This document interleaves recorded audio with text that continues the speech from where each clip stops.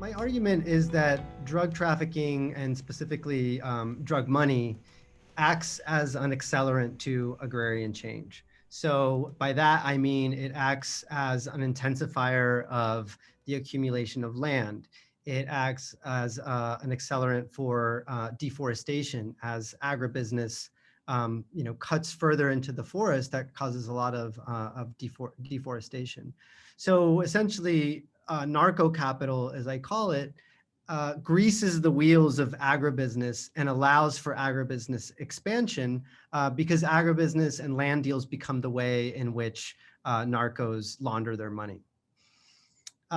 What does it look like on the ground? I guess there's different variants, but you certainly, in one variant, it involves a tremendous amount of violence in which peasant farmers are thrown off their family farms and have to move elsewhere or are killed. And then the more powerful agribusiness companies and paramilitaries and drug traffickers take control of those lands and develop, palm oil, bananas, cattle, whatever it is. But then there are some more subtle ways in which this happens, which is just through what we could call like investment. Narcos will invest money in agribusinesses, and to launder that money requires a sort of constant expansion of that economic activity.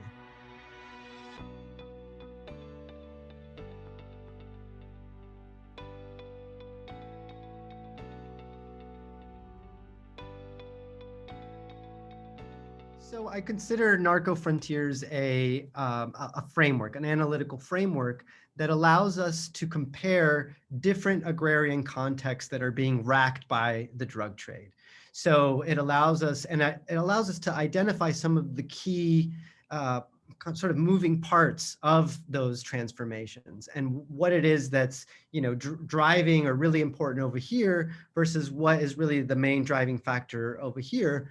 But what all these spaces share is these 5 elements that I argue sort of converge and create these narco-frontiers, which is uneven development, internal colonialism, political violence, narco-fueled dispossession, and what I call everyday forms of state formation.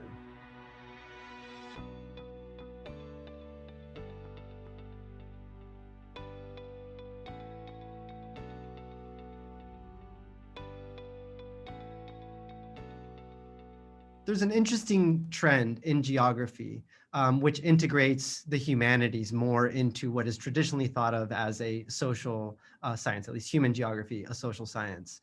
And I think that integrating more literature, and in my presentations, I use also a lot of paintings and art, is a way of finding, I guess, more humanity in the stories that we tell. And I think that fiction and art are able to do that and to make that social science analysis and theoretical analysis not just more interesting, but also more appealing, more digestible, more stimulating, easier to understand. And that's what I tried to do with the whole magical Marxism thing and the integration of Marx and Garcia Marquez was to use it as a form of analysis, but also sort of spice things up a bit.